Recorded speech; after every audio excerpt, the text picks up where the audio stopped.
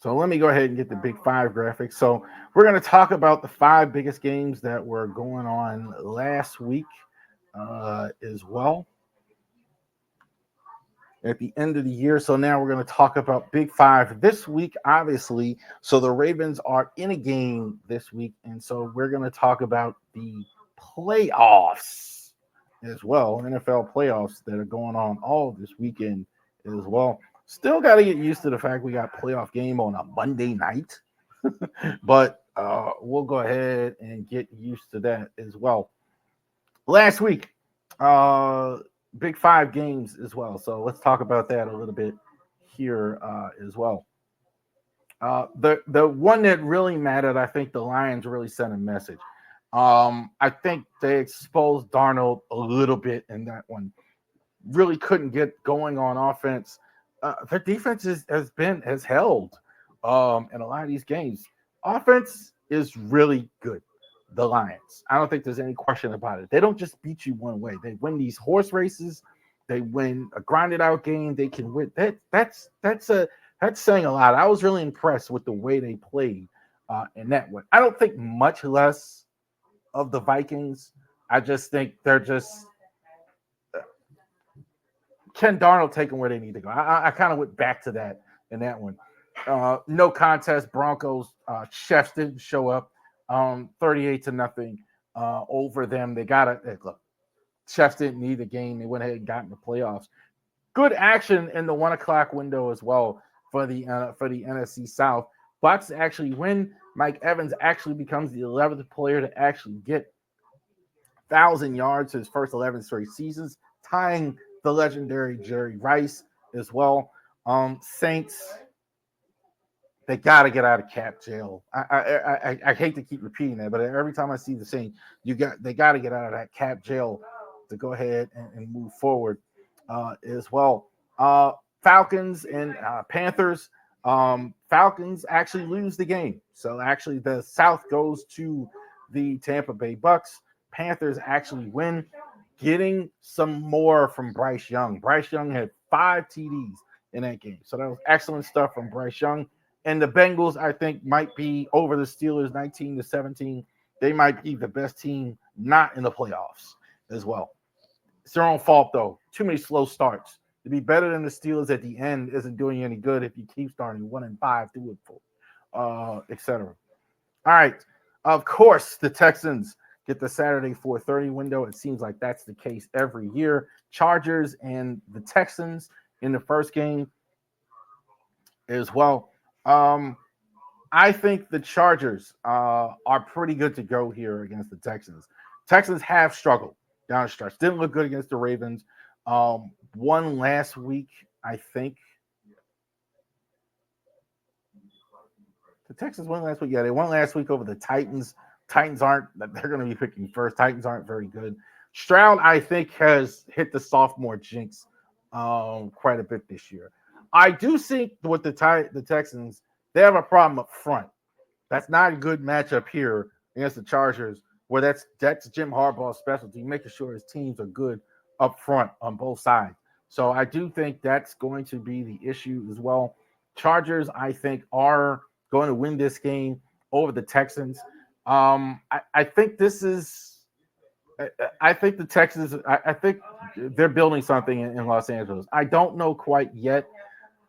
Interesting to see what they do in the off season. I think also too. I'm gonna say this. I don't want to be remiss in mentioning this. The Chargers basically had their playoff spot secured. They played all their players.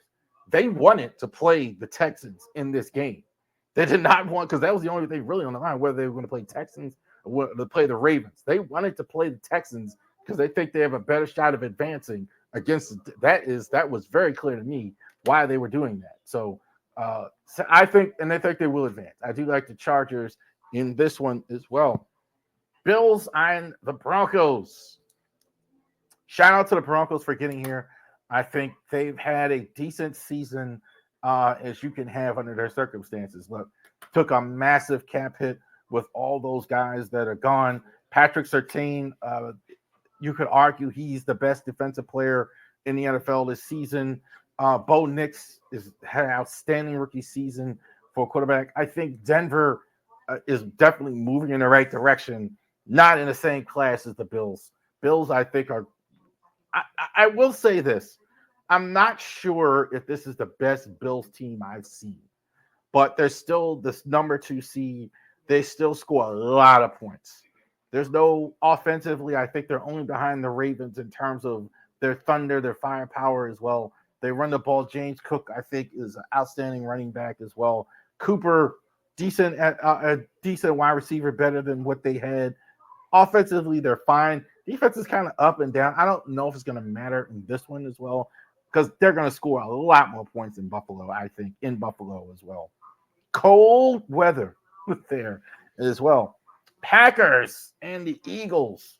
And this one, I don't. I think we're going to have Jalen Hurts in this one. I think he's missed the last few weeks. I think they were kind of resting him. He's back in practice, it looks like here. I do think with Hurts on their team, I think it's pretty much.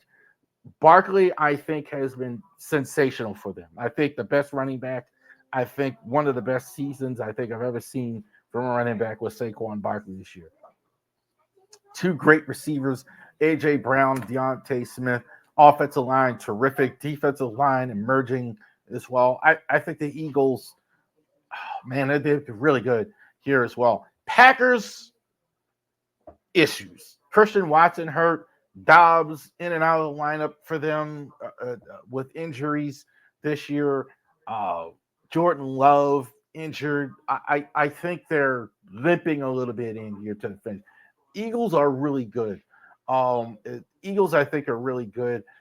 If they can have Hurts in there, and it does look like they're going to have them, I think they should win this game handily over a Packers team that's just not quite there yet. I think they're about 1 or 2 acquisitions away from being a team like the Eagles and the level.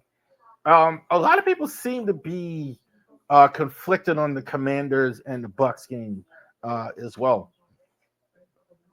They're conflicted because the Commanders' offenses look fantastic down the stretch. Jayden Daniels is, to me, the rookie of the year on offense. I think whatever he's done, I think he's changed the whole nature around, changed around everything for the Commanders. So I really like what Jayden Daniels has done for them. Terry McLaurin, shout out to him. What a season he's had. Finally, I feel good for him. Finally getting the good quarterback in there as well. Need more running game as well. I'm pretty clear taking the Bucks here. I think there's a lot of Baker Mayfield disrespect. I mean, I don't know if he's the best quarterback in the NFC, but certainly, look, he's been really good for them.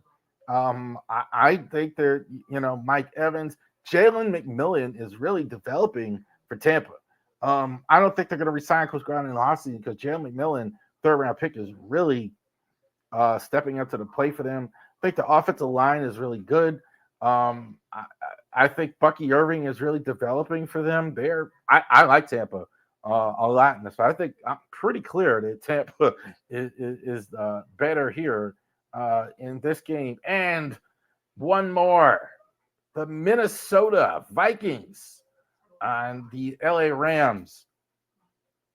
And this one, I thought Minnesota was going to win last week. I did. I really have been impressed with what I've seen with the Vikings. Physical, tough at the line of scrimmage.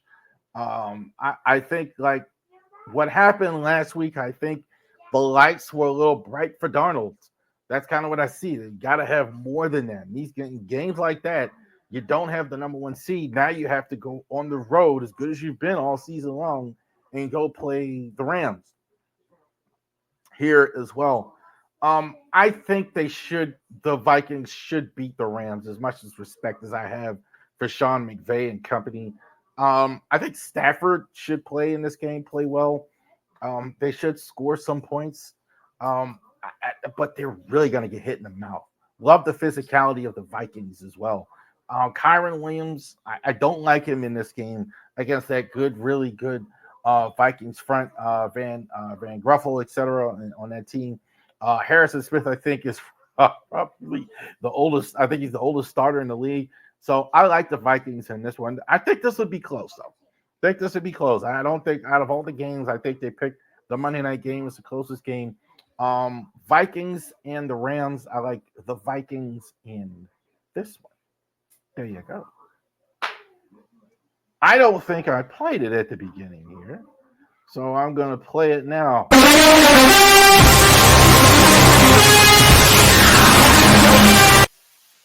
So the big five biggest games that are not Ravens games this weekend.